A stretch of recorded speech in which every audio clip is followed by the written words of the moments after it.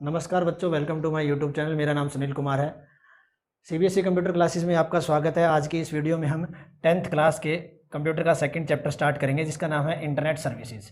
इस वीडियो के अंदर इस चैप्टर का हम पार्ट 1 करेंगे। कोशिश करेंगे कि इस वीडियो के अंदर हम हाफ चैप्टर कंप्लीट कर लें और नेक्स्ट पार्ट के अंदर हम हाफ चैप्टर और कंप्लीट कर लेंगे। इन केस ऑफ अगर लॉन्ग हो जाती है वीडियो तो हम इसी चैप्टर को 3 पार्ट के अंदर कर लेंगे। अदरवाइज मैं कोशिश करूँगा ये 2 पार्ट के अंदर कंप्लीट हो जाए। तो इंटरनेट सर्विसेज चैप्टर का हमारा नेम है। पिछले चैप्टर की अगर बात करें, पिछला चैप्टर था हमारा द इंटरनेट, यानी कि इस चैप्टर की कंपैरिजन में पिछले चैप्टर में हमने क्या किया था। पिछले चैप्टर में हमने जाना था कि इंटरनेट एक्चुअल में होता क्या है, उसके अंदर कौन कौन से प्रोटोकॉल इस्तेमाल होते हैं और इंटरनेट की हिस्ट्री क्या है और इंटरनेट का मालिक कौन है। कुछ इस प्रकार की चीज़ें हमने पिछले चैप्टर में डिस्कस की थी। वो चीज़ डिस्कस करने के बाद में इस चैप्टर के अंदर आती है कि इंटरनेट क्या क्या सर्विसेज देता है। वो अलग अलग चीज़ें इसके अंदर चैप्टर के अंदर हमें जानने को मिलेगी। तो सबसे पहले जो टॉपिक आता है हमारा, वो आता है information retrieval on the internet, यानी कि इंटरनेट के ऊपर जो इन्फॉर्मेशन भरी पड़ी है। क्योंकि हमें पता है कि इंटरनेट एक वास्ट सर्विस देता है, जो एक अच्छा सोर्स है जिसके अंदर काफ़ी सारी मात्रा में इंफॉर्मेशन स्टोर रहती है वेब सर्वर के अंदर। तो वो इंफॉर्मेशन कैसे रिट्रीव की जाती है, कैसे सर्च की जाती है, कैसे ढूंढी जाती है इंटरनेट के ऊपर, सबसे पहला टॉपिक हमारा ये है। तो इस टॉपिक को हम स्टार्ट करते हैं। यानी कि सबसे पहली मेन चीज़ ये है कि कहने को अगर हम देसी लैंग्वेज में या आसान लैंग्वेज में कहना चाहे तो इन्फॉर्मेशन का स्विमिंग पूल है इंटरनेट। इंटरनेट के अंदर काफ़ी सारी मात्रा में इन्फॉर्मेशन भरी पड़ी है। उसको सर्च करने के लिए सबसे मेन चीज़ क्या होती है, वो इन्फॉर्मेशन किस रूप में स्टोर होती है। वो वेब सर्वर के अंदर स्टोर होती है, वेब सर्वर के अंदर। अब वो इन्फॉर्मेशन क्या होती है, वो www होती है, वर्ल्ड वाइड वेब एक सर्विस होती है इंटरनेट की, उसके रूप में वो इन्फॉर्मेशन भरी पड़ी होती है। तो वो क्या होती है, ये जो वर्ल्ड वाइड वेब इन्फॉर्मेशन होती है वो एक URL के रूप में होती है, यूनिफॉर्म रिसोर्स लोकेटर। ये एक पर्टिकुलर वेब पेज का होता है। यानी कि अगर हम किसी वेबसाइट की बात करें तो वेबसाइट वेब पेज का कॉम्बिनेशन होता है, और वेब पेज एक सिंगल पेज होता है जिसका एक यूनिक URL होता है, एक एड्रेस होता है, जो कि वर्ल्ड वाइड वेब के अंदर ये सारी इन्फॉर्मेशन होती है। अब वो चीज़ सर्च की कैसे की जाती है, ये वर्ल्ड वाइड की सर्विस या फिर हम वेब पेज की सर्विस या इंटरनेट की इन्फॉर्मेशन को जानने के लिए या उसको रिट्रीव करने के लिए, सर्च करने के लिए, देखने के लिए हम किस चीज़ का इस्तेमाल और कैसे कर सकते हैं। तो सबसे पहले मेन चीज़ होती है, हमारे कंप्यूटर के अंदर में एक वेब ब्राउज़र की ज़रूरत पड़ती है। हमारे पास एक वेब ब्राउज़र होना बहुत ज़रूरी है। ये क्या होता है, ये एक सॉफ्टवेयर होता है। ये एक सॉफ्टवेयर होता है क्लाइंट साइड का। अब क्लाइंट साइड का मतलब क्या हो गया यहाँ पे, क्लाइंट साइड का सॉफ्टवेयर का मतलब यहाँ पे ये हो गया कि जब कोई 2 कंप्यूटर होते हैं, जैसे कि ये एक कंप्यूटर है और ये एक कंप्यूटर है, ये सर्वर है और ये हमारा कंप्यूटर है। अगर इस कंप्यूटर के अंदर हम इंटरनेट चला रहे हैं और कहीं दूसरे कंप्यूटर से इन्फॉर्मेशन निकाल के यहाँ पे हम उस पर एक्सेस कर रहे हैं उस इन्फॉर्मेशन को, मीन्स हमारा कंप्यूटर क्या कहलाएगा, क्लाइंट साइड कंप्यूटर कहलाएगा, क्लाइंट कंप्यूटर। तो क्लाइंट साइड कंप्यूटर के ऊपर हम कोई भी वेब ब्राउजर, जैसे कि आपने सुना ही होगा, मोजिला फायरफॉक्स सुना होगा आपने, ओपेरा मिनी सुना होगा आपने, और यूसी ब्राउजर सुना होगा, इंटरनेट एक्सप्लोरर सुना होगा। वो सारे क्या होते हैं, वेब ब्राउजर होते हैं। यानी कि क्लाइंट साइड का एक सॉफ्टवेयर होता है जिसके ऊपर हम इंटरनेट को सर्फ करते हैं, चलाते हैं। तो सबसे मेन चीज़ है क्लाइंट साइड, हमारे वेब ब्राउजर की हमें सबसे मेन जरूरत होती है वर्ल्ड वाइड वेब सर्विस को एक्सेस करने के लिए या इंटरनेट की इन्फॉर्मेशन को रिट्रीव करने के लिए। तो इस ब्लॉक डायग्राम के जरिए मैं आपको वर्किंग समझाता हूँ कि जो कंप्यूटर के ऊपर इंफॉर्मेशन रिट्रीवल है वो कैसे परफॉर्म की जाती है। सबसे मेन चीज़ ये होती है, जैसे कि मैंने ये डायग्राम बना रखा है, यहाँ पे आपका पीसी है, आपके पीसी के अंदर एक वेब ब्राउजर आपके पास और ये वेब सर्वर है जहाँ पे इंटरनेट की भरपूर मात्रा में इंफॉर्मेशन पड़ी है। तो सबसे पहले हम क्या करेंगे, सबसे पहले हमारे पास इंटरनेट का कनेक्शन होना चाहिए और एक कंप्यूटर होना चाहिए। अब कंप्यूटर किसी भी फॉर्म में हो सकता है। हमारे पास माइक्रोफोन है, कोई फ़ोन है, फ़ोन एक माइक्रो कंप्यूटर है। फ़ोन हो, कोई लैपटॉप हो, कोई कंप्यूटर हो, वो कंप्यूटर होना जरूरी है। उसके अंदर कोई भी एक वेब ब्राउज़र होना जरूरी है। तो मान लीजिए ये हमारा पीसी है, कोई फ़ोन है या पीसी है, जो भी है, उसके अंदर एक वेब ब्राउज़र है। तो हमने क्या किया, हमारे पीसी के अंदर सबसे पहले हम क्या करेंगे, वेब ब्राउज़र ओपन करेंगे, क्योंकि हमें इन्फॉर्मेशन रिट्रीव करवानी है इंटरनेट के ऊपर जो भी है। वेब ब्राउज़र ओपन करने के बाद में हम उसके सर्च बॉक्स में जाएंगे, कोई सर्च इंजन ओपन करके, या फिर डायरेक्टली URL बॉक्स होता है ऊपर वेब ब्राउज़र के अंदर, उसके अंदर हम URL डालेंगे।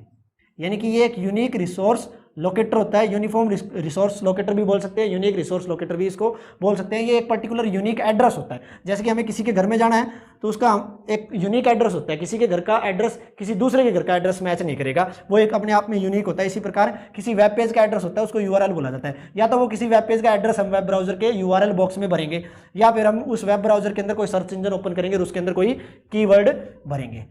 वेब ब्राउजर क्या करेगा, जो HTTP प्रोटोकॉल होता है, HTTP hyper text transfer protocol होता है, उस प्रोटोकॉल के जरिए जो भी दुनिया के अंदर वेब सर्वर पड़े हैं, जहां भी वो इंफॉर्मेशन पड़ी है, उसके पास एक रिक्वेस्ट भेज देगा।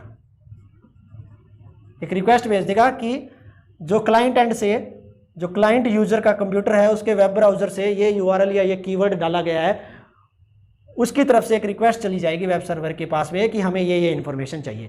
वेब सर्वर क्या करेगा, उस पर्टिकुलर रिक्वेस्ट को लेकर के उस चीज़ को सर्च करेगा, ढूंढेगा, जहां भी वो चीज़ पड़ी होगी पर्टिकुलरली उस रिक्वेस्ट को कंप्लीट करके वापस वो वेब पेज यूजर के वेब ब्राउजर के ऊपर या उसकी मशीन के ऊपर, क्लाइंट साइड की मशीन के ऊपर भेज देगा और वहां उस वेब ब्राउजर के ऊपर वो पूरी की पूरी इंफॉर्मेशन एक वेब पेज के रूप में दिख जाएगी। तो यही होता है information retrieval on the internet, यानी कि इंटरनेट के ऊपर वो इंफॉर्मेशन कैसे रिट्रीव की जाती है। क्लाइंट साइड की तरफ से जो मशीन या कंप्यूटर होता है उसके ऊपर वेब ब्राउजर को ओपन करना, उसका पर्टिकुलर यूआरएल या कीवर्ड डालना, रिक्वेस्ट जाएगी सर्वर के पास में। सर्वर दुनिया के अंदर कहीं भी पड़ा हो सकता है क्योंकि इंटरनेट पूरी दुनिया के अंदर वर्ल्ड वाइड फैला हुआ है और अलग अलग वेब सर्वर के अंदर अलग अलग वर्ल्ड वाइड वेब सर्विसेज की इंफॉर्मेशन पड़ी है वेब पेज के रूप में। और वो रिक्वेस्ट यहाँ से सर्च होने के बाद में कंप्लीट होगी, वो रिक्वेस्ट वेब ब्राउजर के ऊपर शो हो जाएगी एक वेब पेज के रूप में या इन्फॉर्मेशन के रूप में, जो क्लाइंट साइड की मशीन के ऊपर, जो क्लाइंट की तरफ से जो हमारा पीसी है उस पर हम जो चीज़ ओपन करना चाहते थे वो यहाँ पे वेब ब्राउजर पे ओपन हो जाएगी। तो यही होता है information retrieval on the internet. Information retrieval के बाद में बारी आती है सर्च इंजन की, यानी कि सर्च इंजन भी एक सॉफ्टवेयर होता है बट ये सर्वर साइड का होता है। सर्च इंजन एक सर्वर साइड का सॉफ्टवेयर होता है, वो भी हमारी क्या हेल्प करता है, वर्ल्ड वाइड वेब की सर्विसेज को ढूंढने के लिए मदद करता है, हेल्प करता है। अब कुछ एग्जांपल्स मैंने पहले लिख रखे हैं यहाँ पे, गूगल, बिंग, याहू, आस्क, ये क्या है, ये सर्च इंजन के एग्जांपल्स हैं। सबसे पहले हमें पता होना चाहिए कि ये तो एग्जांपल है, चलो मैं बता दूंगा, उसके बाद में इसके कंपोनेंट्स भी हम देखेंगे। यहाँ पे सर्च इंजन कार्य कैसे करता है और इसकी जरूरत क्यों पड़ी, क्यों इसको हम यूज करते हैं। सबसे मेन बात यह है, सबसे पहले मैं इंफॉर्मेशन रिट्रीवल वाले टॉपिक में आपको डिस्कशन में बता ही चुका हूं कि इंटरनेट के ऊपर काफ़ी सारी मात्रा के अंदर अनलिमिटेड इंफॉर्मेशन स्टोर है, यानी कि वो एक इंफॉर्मेशन का स्विमिंग पूल है। सिंपल सी बात है, मैं आपको एक एग्जांपल दे देता हूं। अगर एक किसी भी पानी के टब में या फिर किसी बड़े तालाब के अंदर काफ़ी सारी लाखों करोड़ों मछलियां डाल दी जाए और आपको बोला जाए कि उनमें से एक कोई मछली ढूंढ के लेके आओ, तो आपके लिए काफ़ी कॉम्प्लिकेटेड हो जाएगा उस चीज़ को, पर्टिकुलर उस फिश को या मछली को ढूंढ के लेके आना। इसीलिए सर्च इंजन बनाया गया है, इसीलिए सर्च इंजन का इस्तेमाल होता है, क्योंकि दिन भर दिन क्या होता है, हर रोज डेली की डेली नई इन्फॉर्मेशन अपडेट होती रहती है, इंटरनेट के ऊपर न्यू न्यू इन्फॉर्मेशन डलती रहती है, वेब सर्वर्स के ऊपर स्टोर होती रहती है और वो इन्फॉर्मेशन घटने की बजाय बढ़ती ही जाती है। किसी भी इमेजिनेबल टॉपिक के ऊपर वो इन्फॉर्मेशन हो सकती है।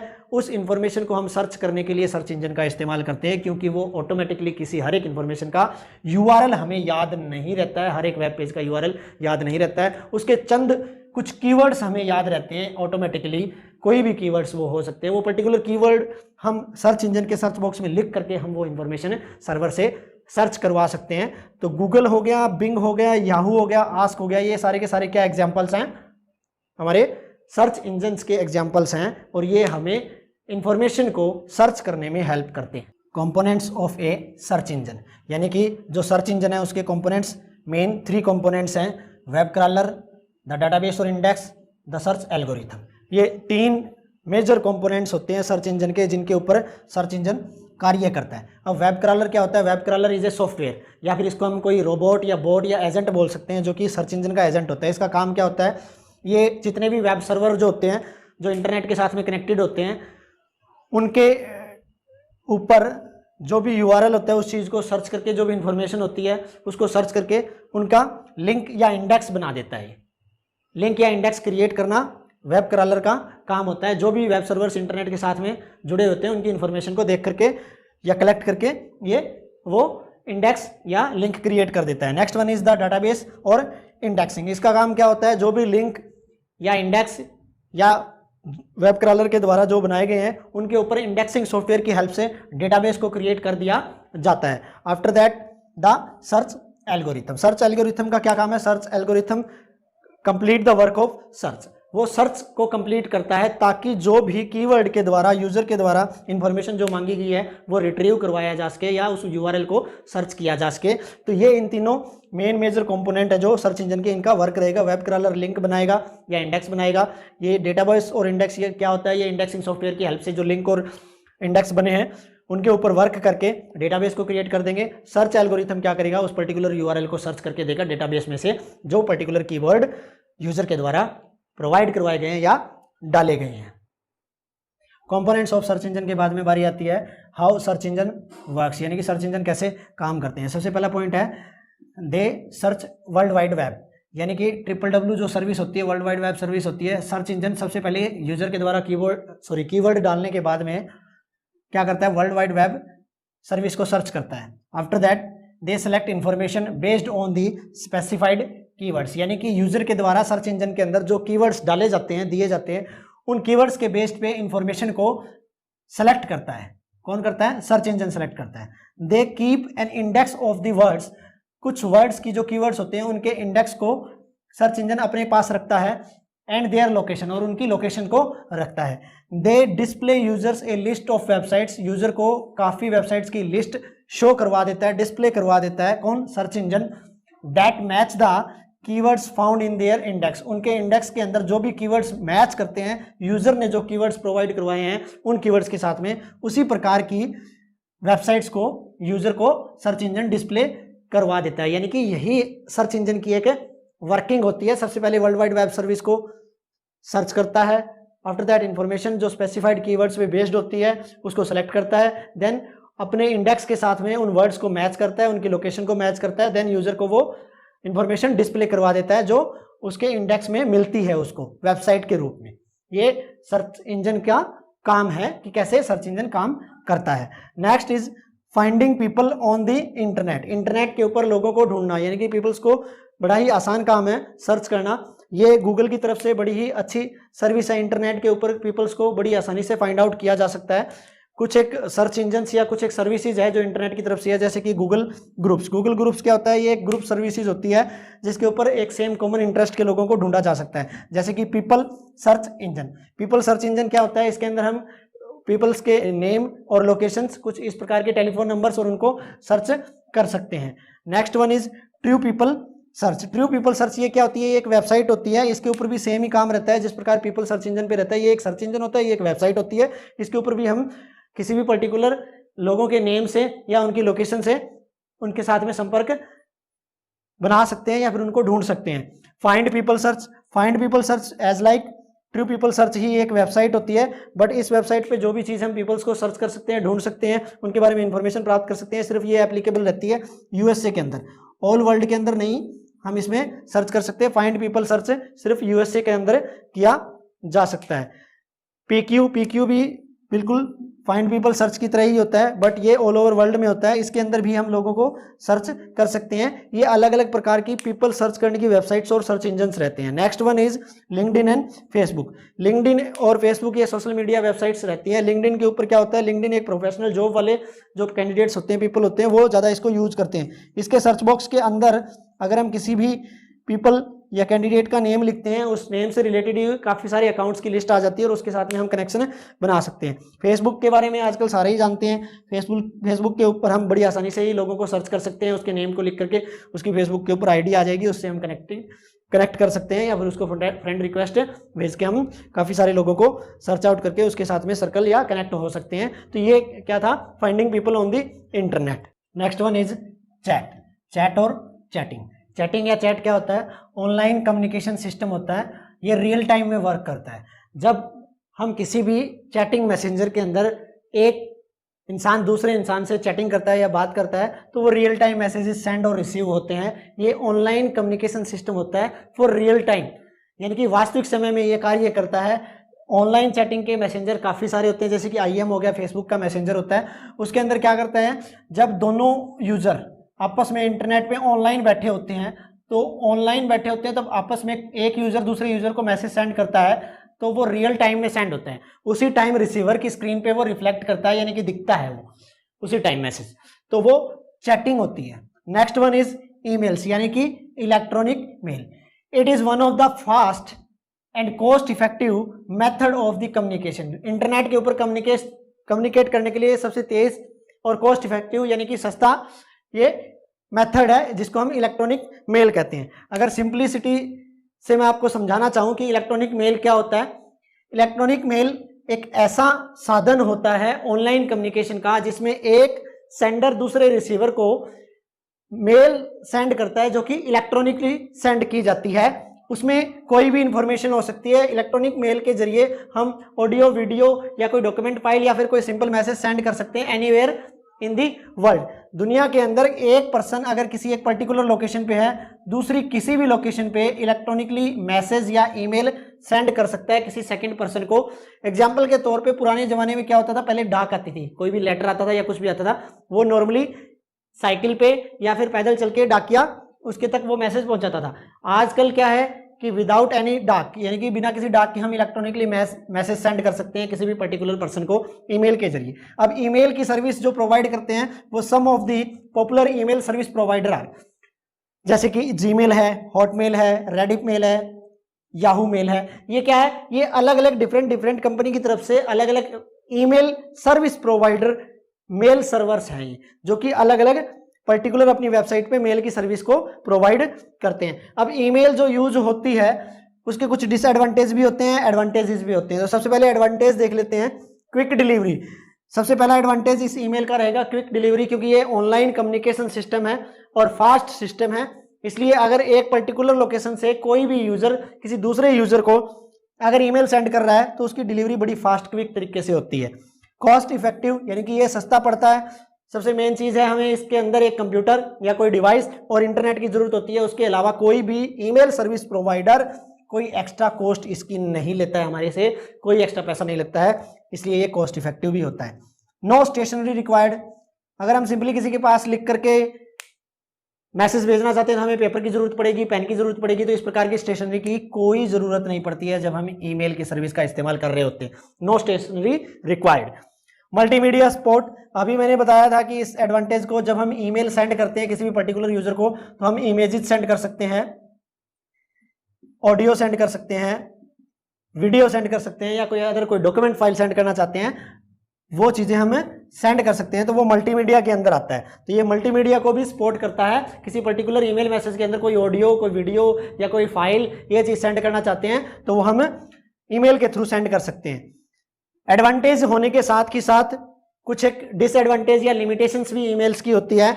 जो लिमिटेशंस होती है वो निम्न होती है। सोर्स ऑफ वायरसेस, अब पूरी दुनिया के अंदर वायरस स्प्रेड कंप्यूटर के थ्रू होता है, इंटरनेट के थ्रू होता है, और इंटरनेट के ऊपर ही ये ईमेल की सर्विस होती है जिसको इलेक्ट्रॉनिक मेल सर्विस बोलते हैं। इस इलेक्ट्रॉनिक मेल सर्विस के अंदर मेन सोर्स होता है वायरस का। सबसे ज्यादा वायरस ईमेल्स के थ्रू ही स्प्रेड करते हैं आते हैं। तो सबसे बड़ा डिसएडवांटेज रहेगा ये। अनवांटेड ईमेल्स या मेल्स, जो मेल या ईमेल्स हम मैसेज चाहते नहीं है कि हमारी मेल आईडी के ऊपर आए, वो अनवांटेड मेल्स भी हमें प्राप्त होते हैं इसके ऊपर। ना चाहने वाले भी, कोई स्कैम के मेल्स या फिर कुछ अदर मेल्स जो कंपनीज वगैरह अपनी एडवर्टीजमेंट या सोशल ईमेल्स हमारी मेल आईडी पे रिसीव्ड होते रहते हैं। कंप्यूटर एंड इंटरनेट नॉलेज, यानी कि अगर हम इस ईमेल की सर्विस को या इलेक्ट्रॉनिक मेल की सर्विस को इस्तेमाल करना चाहते हैं तो हमें कंप्यूटर की बेसिक नॉलेज और इंटरनेट की नॉलेज होना बहुत जरूरी है। यह भी एक ईमेल की लिमिटेशंस या डिसएडवांटेजेस कहलाएगा। अगर किसी पर्टिकुलर पर्सन को कंप्यूटर या इंटरनेट की बेसिक नॉलेज नहीं है तो वो ईमेल सर्विस को इस्तेमाल नहीं कर पाएगा। तो ये कुछ एडवांटेजेस और डिसएडवांटेजेस या लिमिटेशंस थे ईमेल सर्विसेज के। इसके बाद में जो नेक्स्ट टॉपिक आता है वो आता है हाउ टू यूज ईमेल्स, यानी कि इस ईमेल सर्विस को जो इलेक्ट्रॉनिक मेल सर्विस है वो शॉर्ट में मैंने आपको जो समझाया है कि उसको यूज कैसे कर सकते हैं वो, क्योंकि जनरली बोर्ड के ऊपर तो उसको एक्सप्लेन किया नहीं जा सकता। मैं आपको उसके लिए कि ईमेल सर्विस को कैसे यूज करते हैं, लाइक उसका इनबॉक्स, आउटबॉक्स और मेल्स को कैसे रीड करते हैं, कैसे अकाउंट को क्रिएट किया जाता है, कैसे कंपोज किया जाता है, कैसे रिसीव किया जाता है, कैसे सेंड किया जाता है, कुछ इस प्रकार की टास्क उसके अंदर रहेगी। वो सारी चीज मैं आपको मेरे लैपटॉप की स्क्रीन पे लेकर चलता हूँ, वहां पे मैं आपको एक्सप्लेन करूंगा विद स्क्रीन रिकॉर्डिंग। तो लीजिए बच्चों, हम आ चुके हैं हमारे लैपटॉप की स्क्रीन पे। अलग अलग वेब सर्वर्स होते हैं ईमेल अकाउंट क्रिएट करवाने के लिए, ईमेल वेब सर्वर जिनको बोलते हैं, वो ये सर्विस प्रोवाइड करते हैं फ्री में ईमेल अकाउंट बनाने के लिए और उनको यूज़ करने के लिए। तो हम एग्जांपल के रूप में जीमेल वेब सर्वर का एग्जांपल लेंगे। तो मैं उसको ओपन करने के लिए सबसे पहले URL बॉक्स में gmail.com लिख देता हूँ। जैसे ही मैं gmail.com लिखूँगा मेरा जीमेल का वेब सर्वर ओपन हो जाएगा। उसके बाद में सबसे पहले यहाँ पे जो टॉपिक बनता है वो टॉपिक बनता है क्रिएटिंग ईमेल अकाउंट। अब हम गूगल के जीमेल वेब सर्वर पे आ चुके हैं। सबसे पहला इंटरफेस ये ऐसा खुलेगा जो आपको स्क्रीन पे दिखाई दे रहा है। अगर आपके पास कोई पहले से ही ईमेल अकाउंट है तो यहाँ पे ईमेल और फ़ोन नंबर डाल करके आप नेक्स्ट पे क्लिक कर देंगे। वो using the email account topic होता है, वो मैं बाद में बताऊँगा। पहले आपको क्रिएटिंग ईमेल अकाउंट के बारे में बता देता हूँ। अगर जीमेल वेब सर्वर या फिर कोई अदर वेब सर्वर के ऊपर जो ईमेल अकाउंट की फैसिलिटी प्रोवाइड करवाता है, अगर आपका अकाउंट नहीं है तो वो अकाउंट कैसे बना सकते हैं। सिंपली आप क्रिएट अकाउंट पे क्लिक करोगे। क्रिएट अकाउंट पे क्लिक करने के बाद नीचे दो ऑप्शन आएंगे, फॉर माई सेल्फ और सेकंड है टू मैनेज माय बिजनेस। अगर आप कोई बिजनेस के लिए ईमेल आईडी बनाना चाहते हैं या अकाउंट बनाना चाहते हैं तो इस पर क्लिक करेंगे, अदरवाइज आप फॉर माई सेल्फ पे क्लिक करेंगे। मैं फॉर माई सेल्फ पे क्लिक कर देता हूँ। After that new window open होगी, उसके अंदर आपसे फर्स्ट नेम और लास्ट नेम मांगेगा। जैसे मैं फर्स्ट नेम भर देता हूँ मेरा सुनील, सेकंड नेम भर देता हूँ मेरा यानी कि लास्ट नेम कुमार। उसके बाद में एक यूजर नेम ले लेते हैं। यूजर नेम जैसे कि मैं डाल देता हूँ कुमार सुनील 1 2 3, एग्जाम्पल के तौर पे कुछ भी डाल सकते हो आप। एक पासवर्ड डाल देंगे, स्ट्रॉन्ग पासवर्ड, 8 कैरेक्टर से लेस नहीं होना चाहिए, उसमें लेटर नंबर और सिंबल्स मिक्स होने चाहिए। फॉर एग्जाम्पल मैं कोई भी पासवर्ड डाल देता हूँ।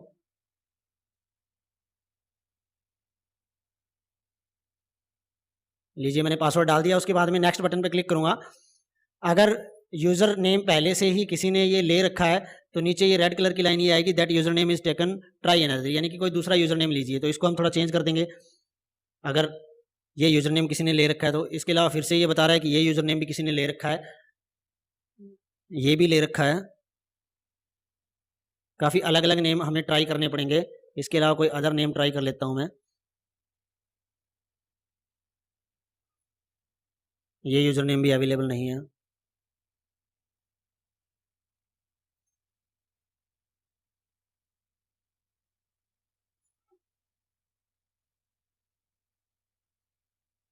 नीचे ये अवेलेबल यूजर नेम दिखा रहा है। जैसे कि मैंने काफ़ी सारे यूजर नेम चेंज कर करके देख लिए, सारे के सारे यूजर नेम लिए जा चुके हैं किसी अदर यूजर के द्वारा। डेटाबेस के अंदर ये वाला यूजर नेम अवेलेबल है तो मैं इसके ऊपर क्लिक कर देता हूँ तो ये अपने आप ऑटोमेटिकली यहाँ से उस यूजर नेम को उठा लेगा और फिर मैं नेक्स्ट पे क्लिक कर दूंगा। जैसे ही नेक्स्ट पे क्लिक करूंगा अगली विंडो में मूव कर जाऊंगा। उसके अंदर पहले बॉक्स के अंदर फ़ोन नंबर मांगेगा तो यहाँ पे हम हमारा फ़ोन नंबर भर देंगे। मैं फ़ोन नंबर नहीं भर रहा हूँ क्योंकि मैंने पहले से ही अकाउंट क्रिएट कर रखा है, क्योंकि मैं ये कंप्लीट अकाउंट क्रिएट नहीं करूँगा, सिर्फ आपको स्टेप बता रहा हूँ। इसके बाद में यहाँ पे रिकवरी ईमेल एड्रेस, अगर कोई पुराना ईमेल एड्रेस आपके पास है इस अकाउंट की, जो नया अकाउंट बना रहे हो ईमेल अकाउंट, इसकी रिकवरी आप उस अकाउंट में रखना चाहते हो तो आप वो यहाँ डाल सकते हो।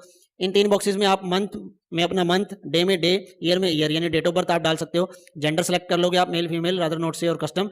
जैसे ही नेक्स्ट पे क्लिक करोगे 1-2 स्टेप के बाद में डायरेक्ट आपका अकाउंट क्रिएट हो जाएगा। तो मैं इसमें बैक चलता हूँ, मैंने ऑलरेडी पहले से ही अकाउंट बना रखा है। डायरेक्टली आपको साइन इन करके दिखा देता हूँ, इसलिए मैंने कंप्लीट अकाउंट नहीं बनाया था। सो ये स्टेप्स थे बेटा ईमेल अकाउंट को क्रिएट करने के लिए। सिंपल 5 से 6 स्टेप होते हैं, उन स्टेप्स को फॉलो कीजिए। जो फील्ड के अंदर जो रिक्वायरमेंट मांगी हुई है उन रिक्वायरमेंट को फिल कीजिए और आपकी ईमेल आईडी या ईमेल अकाउंट क्रिएट हो जाएगा। अगला टॉपिक है यूजिंग द ईमेल अकाउंट, यानी कि ईमेल अकाउंट को इस्तेमाल कैसे करना है।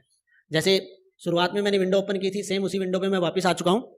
अगर आपको नया अकाउंट क्रिएट नहीं करना है, ऑलरेडी क्रिएट किया हुआ अकाउंट आपके पास है, तो आप डायरेक्ट उसके अंदर साइन इन करोगे।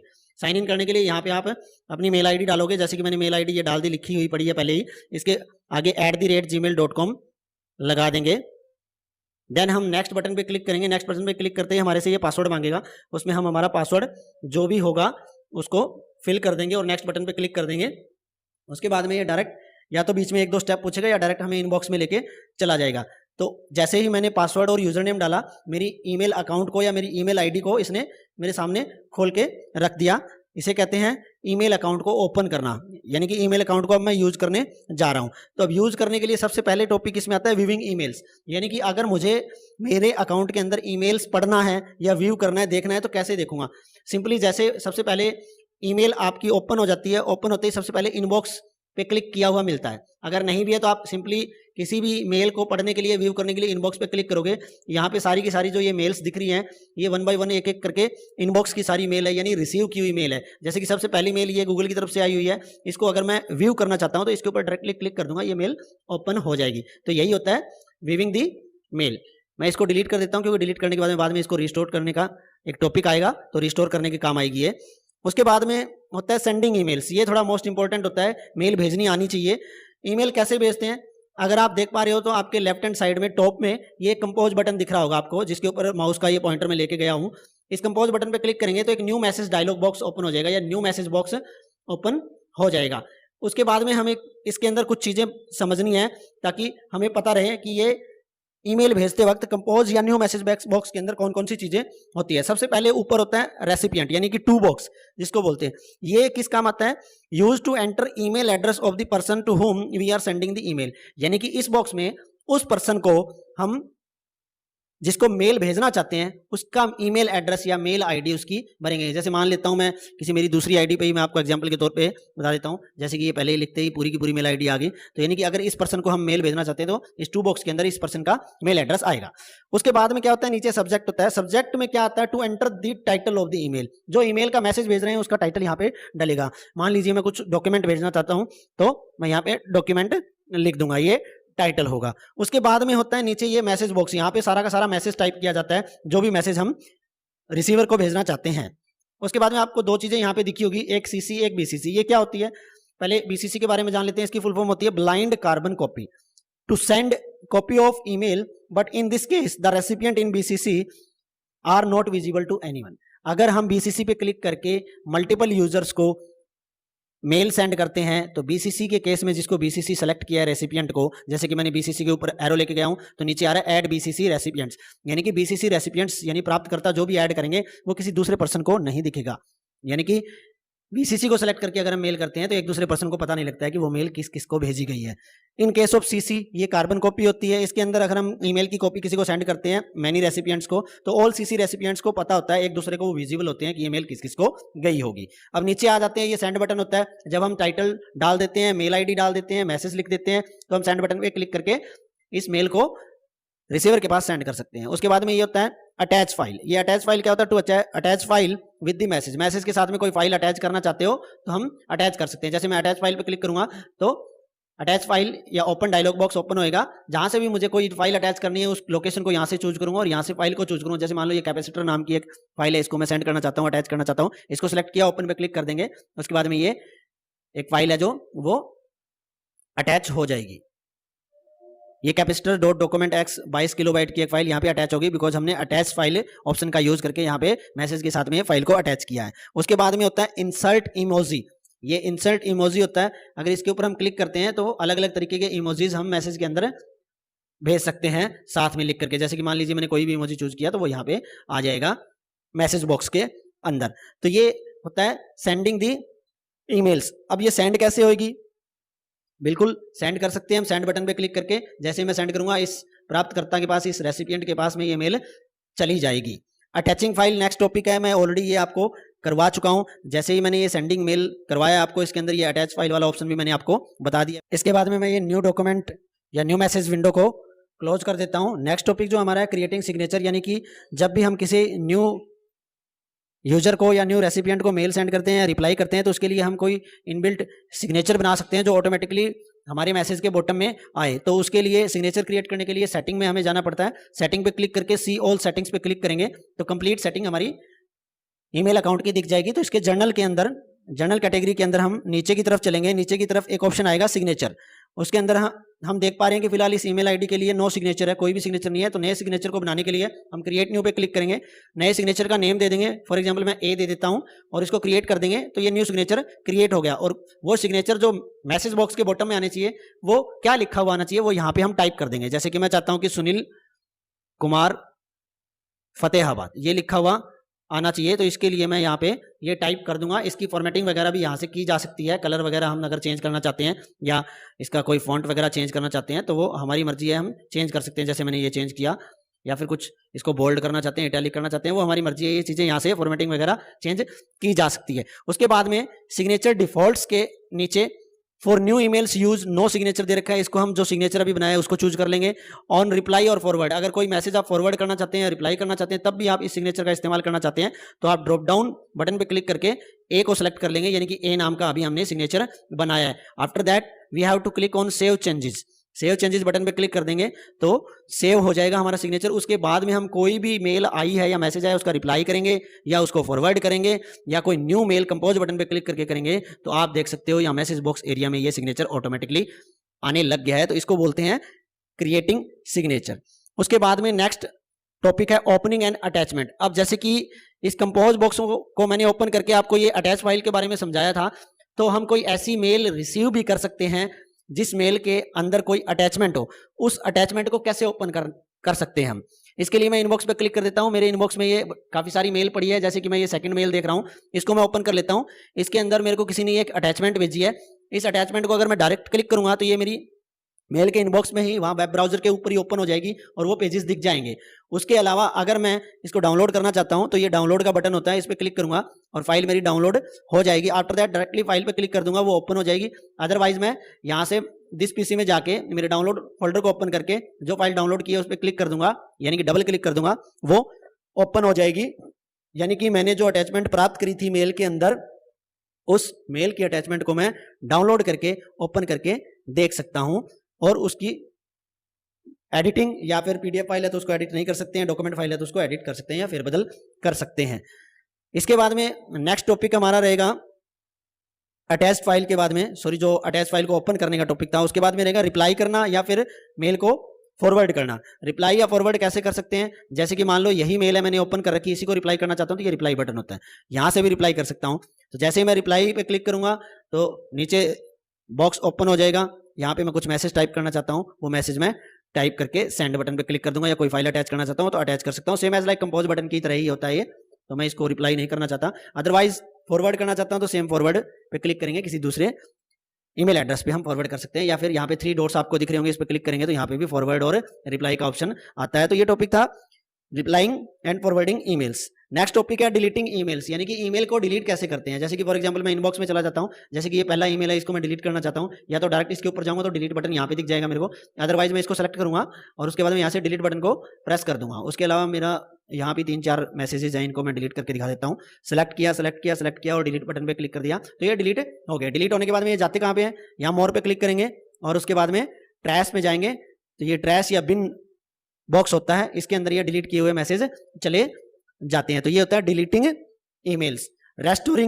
रिस्टोरिंग ईमेल्स, यानी कि ईमेल्स डिलीट की हुई वापस लेके आना, तो वहीं जाना पड़ेगा क्योंकि डिलीट की हुई ईमेल्स जाती कहाँ पे है, ट्रैश में जाती है। ट्रैश में चले जाएंगे, जिस भी ईमेल को रिस्टोर करना चाहते हैं उसको सेलेक्ट करेंगे, उसके ऊपर राइट क्लिक करेंगे, उसके बाद में मूव टू इनबॉक्स में क्लिक कर देंगे, तो क्या हो जाएगा, वापस जहां से हमने डिलीट करी थी वो मेल वहीं पे चली जाएगी। यहाँ पे ये वाली मेल थी जो मैंने डिलीट करी थी। एक मेल प्राइमरी के अंदर थी, वो भी वापस मैं आपको ला के दिखा देता हूँ ताकि आपको पता लग जाए कि कैसे रिस्टोर होती है। जैसे कि हाँ, ये डिजिटल मार्केटिंग वाली मेल मैंने प्राइमरी सेक्शन से डिलीट की थी। इसको राइट क्लिक करके मूव टू इनबॉक्स पे क्लिक करते हैं और इनबॉक्स में जाते हैं तो ये देखो वापस ये मेल यहाँ पे आ चुकी है। तो ये था रिस्टोरिंग ईमेल्स। उसके बाद में लास्ट एंड फाइनल टॉपिक है हमारा ईमेल आईडी का क्लोजिंग द मेल बॉक्स, यानी कि ये कंप्लीट मेल बॉक्स है, मेल आईडी या मेल अकाउंट खुला हुआ है, इसको क्लोज करना चाहते हैं तो बिल्कुल हमें कुछ नहीं करना। हमारे गूगल अकाउंट के, ये जो गूगल अकाउंट दिख रहा है हमारा एस नाम से, क्योंकि मेरा सुनील नाम से आईडी है तो ये एस नाम से यहाँ दिख रहा है क्योंकि मैंने कोई प्रोफाइल पिक्चर लगा नहीं रखी है। तो राइट टॉप एरिया के अंदर ये गूगल अकाउंट का आइकन होता है, इसके ऊपर क्लिक करेंगे, उसके बाद में कुछ ऐसा इंटरफेस खुलेगा। डाउनवर्ड जाएंगे, यहाँ पे साइन आउट ऑप्शन होगा, जैसे ही साइन आउट पे क्लिक करेंगे हमारा मेल बॉक्स है वो क्लोज हो जाएगा। तो ये था क्लोजिंग द मेल बॉक्स। सो लगभग हाफ चैप्टर बेटा आपका कंप्लीट हो चुका है। होप सो आपको वीडियो पसंद आई होगी, बिकॉज जो इसका पीछे का पार्ट था वो बोर्ड पे करवाना जरूरी था, वो बोर्ड से थोड़ा ठीक समझ में आ गया। और ये जो ईमेल आईडी को कैसे यूज करते हैं इसको प्रैक्टिकली समझाना बड़ा जरूरी था, इसलिए मैंने इसकी प्रैक्टिकली स्क्रीन रिकॉर्डिंग के ऊपर बनाई। होप सो इसको आप अच्छे से समझ पाए होंगे। तो लगभग आधा चैप्टर हमारा ये कंप्लीट हो चुका है इस वीडियो के अंदर। इस वीडियो के अंदर हम इतना ही करेंगे, बाकी का बचा हुआ हाफ चैप्टर यानी कि वो इसी चैप्टर की पार्ट 2 की वीडियो में आएगा। तो होप सो आपको अच्छी लगी होगी video. Thanks for watching, thank you so much. मिलते हैं इसी चैप्टर की अगली वीडियो के अंदर।